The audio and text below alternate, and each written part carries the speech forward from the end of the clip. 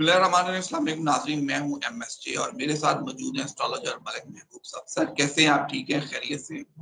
जी, अल्लाह का शुक्र है। आप बताएँ कैसे हैं सर?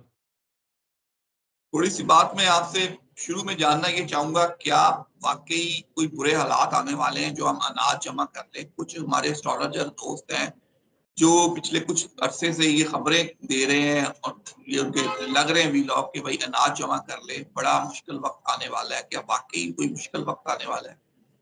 सर ऐसा कुछ भी नहीं होने वाला। अनाज जमा कर भी लेंगे तो या तो आप उसको ज़ख़ीरा कर लें 2-3 महीने का। उसकी वजह ये है कि उसके प्राइस थोड़े ऊपर हो जाएँगे और कुछ भी नहीं है। मैंने भी आपको वीलॉग में बोला था कि आने वाले दिनों में ये अनाज के प्राइस बढ़ जाएँगे। ये नहीं बोला जमा कर लें आप। ऐसा कुछ भी नहीं है कि वो जमा कर लें और वो रख लें, ऐसा कुछ भी नहीं है। अल्लाह रहम करे, ऐसे हालात नहीं है आगे। मतलब उनके कहने के मुताबिक मेरा ख्याल है जो इसराइल की जंग लगी है वो कह रहे हैं कि जी वो जंग फैलने वाली है और तबाही मचने वाली है, इसलिए आप अपना अनाज जमा कर लें, शायद आपको अनाज नहीं मिलेगा। अगर महंगा होगा तो मिलेगा तो सही, लेकिन उसका जखीरा करने का फायदा तो नहीं। वही तो मैं बोल रहा हूँ कि उसको ज़ख़ीरा करने का फ़ायदा क्या है? कीड़े लग जाएँगे और बहुत मसले-मसाइल होंगे। तो मुझे सर इस साल में कोई जंग नहीं दिखती है कि ये जंग आलमी जंग बन जाए या ये इतनी फैल जाए कि आपको अल्लाह रहम करे अनाज ना मिले। ये कहीं जाके अगले साल के मिडल से आप समझें कि कोई मसले-मसाइल होंगे। तो सर जिस तरह आप कह रहे हैं कि कोई इतनी बड़ी जंग लगने वाली नहीं है, तो इतना डरने या घबराने की ज़रूरत नहीं है। अनाज जमा करना है तो सिर्फ़ कुछ महँगाई की वज़ह से आप कह रहे हैं कि कर लें। दूसरी तरफ अगर बात करूँ पाकिस्तान के जो हालात हैं, अली अमीन गंडापुर साहब कल भी केपी के असेंबली में गरजे बरसे हैं, उन्होंने बड़ी तकरीरें की हैं, बड़ा ज़ोर दिया है उन्होंने कहा जी आप हमें जलसे नहीं करने दे रहे, अगर इस तरह होगा तो फिर एहतजाज मज़ीद फैलेगा, हम एहतजाज करेंगे। तो किस तरह देखते हैं आने वाले दिनों के हालात? शहज़ाद भाई मुझे अभी एहतजाज में इतना कोई दमख़म नहीं दिख रहा 17-18 से पहले। मैंने आपको पहले ही कहा है कि ये सन की ट्रांज़िट होगी उसके बाद मामला थोड़े डिफ़िकल्ट होने शुरू होंगे।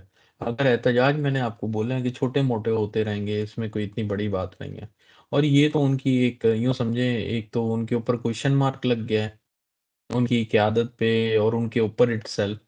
और दूसरी बात ये है कि ये उनके प्लान का हिस्सा थे, ये जो इन्होंने एहतजाज करना है। तो ये तो एक रेगुलर सी बात है, ये कोई सरप्राइज़िंग फैक्ट नहीं है मेरे ख़्याल से।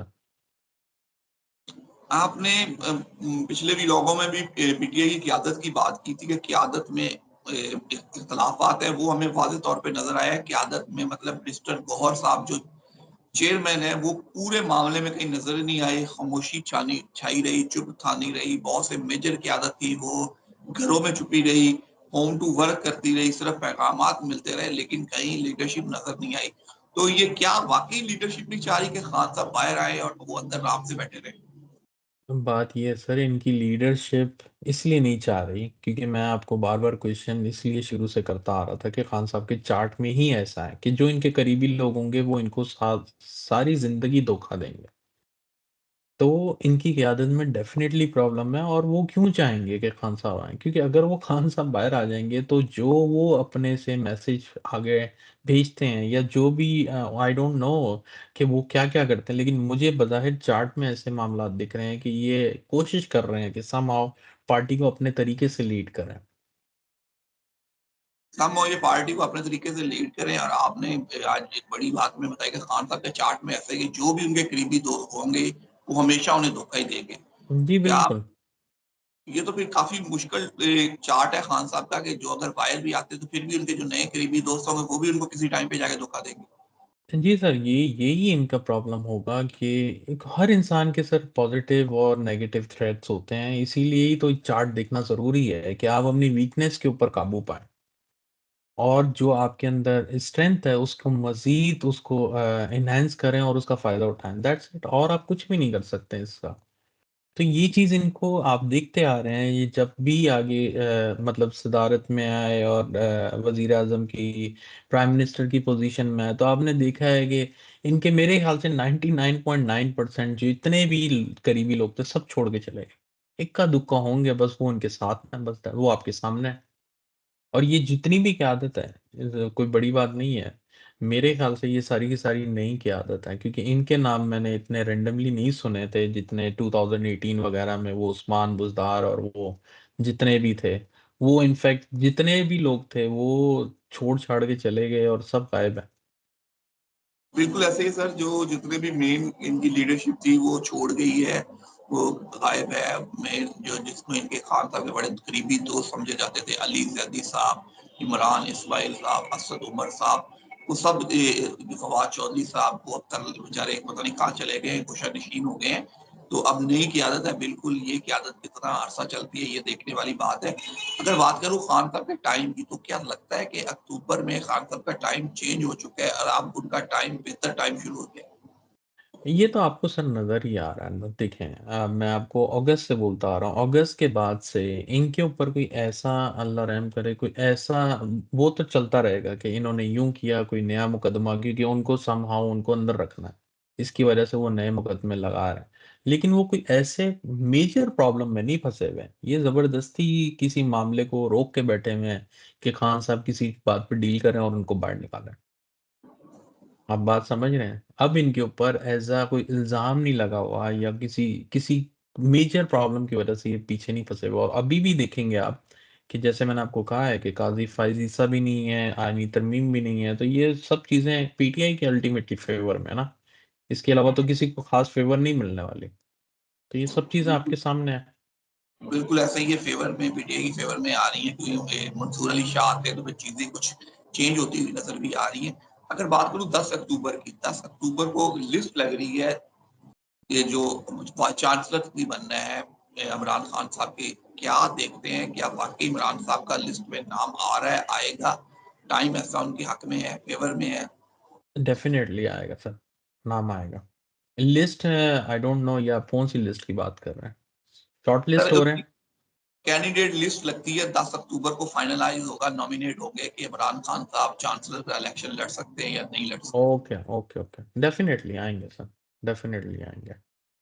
तो ये एक बड़ी खबर हो जाएगी अगर उनका लिस्ट में नाम भी आ गया, तो गवर्नमेंट के लिए तो पहले मज़ीद मुश्किलात हैं। जब उन्होंने पेपर जमा कराए तो गवर्नमेंट ने तब शोर कर दिया था, अगर अब नाम आ गया तो फिर तो नया शोर शुरू हो जाएगा। सर ये जितने भी शोर होने हैं मैंने आपको बताया 17-18 के बाद होने हैं।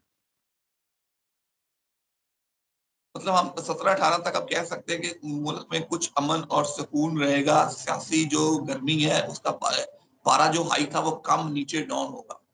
जी डेफ़िनिटली, क्योंकि ये जो पोज़ीशन बन रही है सन, मून और मार्स की, ये अभी थोड़ा बोलते हैं कि जैसे वो बोलते हैं ना कि एक रेस के बाद थोड़ा-सा ब्रेक मिलता है। अब ये जो रेस हुई है हमारी 200 मीटर की, इस्लामाबाद और पेशावर में, ये सब कुछ, ये थोड़ा-सा अभी ब्रेक मिला है इनको। तो आने वाले दिनों में ये मैं आपको बता दूँ, ये जलसे-जुलूस नहीं रुकेंगे। ये जलसे-जुलूस और ये सब चीज़ें ये जो भी इन्होंने करना है ये कंटिन्यू रखेंगे। लेकिन ये मामलात ज़्यादा एग्रेसिव होंगे 18 तारीख के बाद से। 18 तारीख के बाद मामला मज़ीद बढ़ेंगे, दर्जा हरारत बढ़ेगा। अगर बात करूँ मौलाना फजल रहमान साहब की, पहले लोग उनके पास मिलने जाते थे, उन्होंने ऑल पार्टी कॉन्फ्रेंस बुलाई फ़लस्तीन के मामले पे। तो मियाँ साहब ज़रदारी साहब ने कहा चले फजल रहमान से यही मिल लेते हैं। मियाँ साहब भी बड़े खुश थे। ज़रदारी साहब ने कहा कि मौलाना साहब बड़े अहम खिलाड़ी हैं, तो हम सबको मिल के चलना चाहिए, इस मुल्क की खिदमत मिल के करनी चाहिए। कैसे देखते हैं नवाज़ शरीफ साहब कहीं न कहीं अपनी स्पेस बनाने की कोशिश कर रहे हैं कि मौलाना साहब को मना के कि चलें मौलाना साहब आप हमारे साथ आएँ, मिल के चलते हैं। नवाज़ शरीफ साहब सिर्फ़ इस वक़्त उनके हाथ में एक ही चीज़ है कि वो अपनी टिकट कटाएँ और लंदन चले जाएँ, लेकिन वो भी इख्तियार इनके पास नहीं है। और मैं आपको शुरू दिन से बोलता आ रहा था ये नहीं जा सकेंगे, आपको लग रहा था ये चले जाएँगे, क्योंकि इनकी अपनी हुकूमत है। बात आपकी सही है अपनी जगह, लेकिन सितारे भी तो कुछ बोल रहे थे ना कि सर ये अगर ड्रामा टोपी कर रहे हैं तो ऐसा कुछ भी नहीं होने वाला। अगर हकीकत में होता तो डेफ़िनेटली फिर मामला कुछ और था। अ, अच्छा अब आते हैं मौलाना साहब के पास। मैंने आपको काफ़ी दफ़ा कहा है कि मौलाना के जो डील्स हैं वो ये लोग पूरी नहीं कर सकते। तो जैसे आपने कहा है कि अब वो मौलाना एक इम्पोर्टेंट उनके लिए प्लेयर हैं और उनके बगैर ये लोग आगे नहीं बढ़ सकते। तो ये मौलाना की ही मानेंगे डेफ़िनेटली, और समहाउ ऐसी चीज़ें ले आएँगे कि जिसमें हुकूमत को तो कोई फ़ायदा नहीं होगा, लेकिन बात ये रह जाएगी कि हाँ, हुकूमत ने कुछ करके दिखाया। मतलब अब कोई ऐसी चीज़ तरमीम आएगी तो मौलाना साहब का होल्ड होगा और मौलाना साहब कहेंगे देख लीजिए जो मैंने कहा वो तरमीम आई है और ये तरमीम पीटीआई को भी मंज़ूर है और हम सब इस पे मुतफ़क्का हैं। जी, बिल्कुल, वो तरमीम सर इस तरह से होगी ना कि डेफ़िनेटली अब मौलाना अपना सिक्का भी तो दिखाएँगे कि भई मेरे बगैर तुम लोग नहीं चल सकते, और जो उन्होंने उनके साथ दगाबाज़ी की है, तो अब उसका पे ऑफ करने का टाइम आया हुआ। तो मुझे ऐसा लगता है कि कुछ, अगर ये तरमीम होगी भी सही तो ये इतना इफ़ेक्ट नहीं करने वाली, क्योंकि पाकिस्तान के ज़ायचे में खुदा ना ख़ास्ता इतना मेजर डिज़ास्टर नहीं दिख रहा कि मैं ये बोलूँ कि आईनी तरमीम आने वाली है और ऐसे हालात हैं। मुझे इनफैक्ट हालात अभी आगे चल के जजमेंटल हो रहे हैं कि मुझे ऐसा लग रहा है कि काफ़ी लोग यूँ बोलें कि अपने किए के कटघरे में आने वाले हैं, जो इन्होंने किया वो भुगतने वाले हैं। तो मुझे ऐसे हालात दिखते हैं कि हुकूमत का घेरा तंग हो रहा। मतलब आप कह रहे हैं कि हुकूमत का घेरा तंग हो रहा है, हुकूमत अपने बिछाए हुए जाल में फँसती जा रही है। डेफ़िनेटली ये तो फँस चुकी है सर, फँसने नहीं जा रही, फँस चुकी है। बस फँस चुकी है, लोगों को अभी नज़र नहीं आ रही, जाल मज़ीद तंग होगा तो फिर लोगों को नज़र आएगा कि हुकूमत वाक़ई फँस चुकी है। जी, यही बात मैं आपको 2 महीने से बोल रहा था, जैसे पीटीआई की क़यादत की एग्ज़ाम्पल ले लें कि इनमें प्रॉब्लम है, तो उस वक़्त किसी को भी नहीं समझ में आ रही थी कि मैं क्या बातें कर रहा हूँ। लेकिन अब आपने देखा है कि अब सिचुएशन क्लियर हो गई है और सबको पता है कि अब तो मसला है। इसी तरह हुकूमत के भी इस वक़्त जो हैं यूँ समझें कि हाथ-पैर बँध गए हैं और वो एक गिरफ्त में फँस गए हैं। ऐसा नहीं है कि वो फँसने वाले हैं, फँस चुके हैं। बिल्कुल सर, अल्लाह खैर करे, पाकिस्तान के लिए अच्छा हो।